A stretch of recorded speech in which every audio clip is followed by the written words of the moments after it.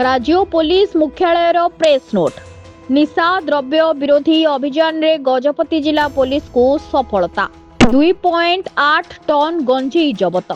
विगत दिन में 12 टन रु अधिक गंजेई जबत करिछि जिला पुलिस।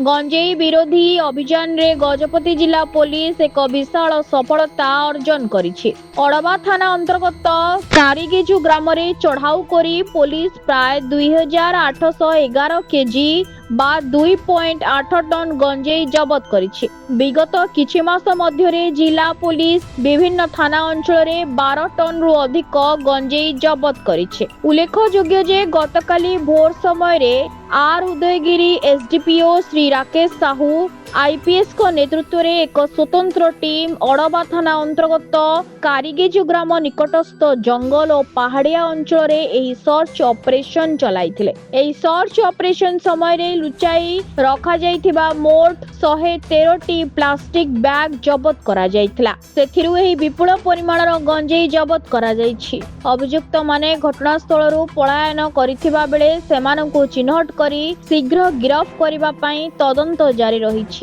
एही संक्रांत रे अड़बा थाना रे केस नंबर 70/6 तारीख दिन पंजीकृत करा जाई एनडीपीएस आईन रो धारा 20B आईआईसी अनुसारे मामला रुजु होईछि। सूचना योग्य जे अड़बा ओ आर उदयगिरी थाना अंचल रे गत 18/11/2025 तारीख ठू 6/4/2026 तारीख मध्यरे पुलिस निशा करिवार विरोध रे व्यापक सफलता हासिल करिछि।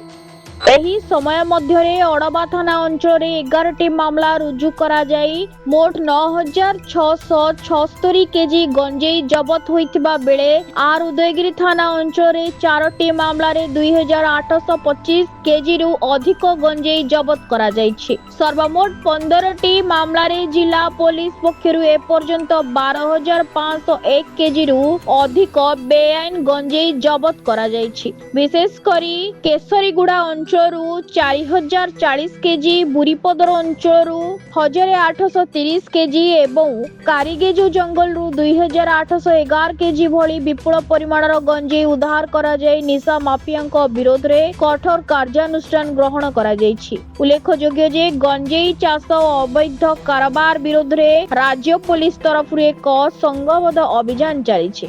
एथिरु राज्यरु एही अवैध कारोबार को मूलपोछ करिबा पई आरक्षी महानिर्देशक श्री जोगेश बहादुर खुरानियाଙ୍କ निर्देश अनुसार तृणमूल स्तर रे कठोर पदक्षेप ग्रहण करा जाउछि।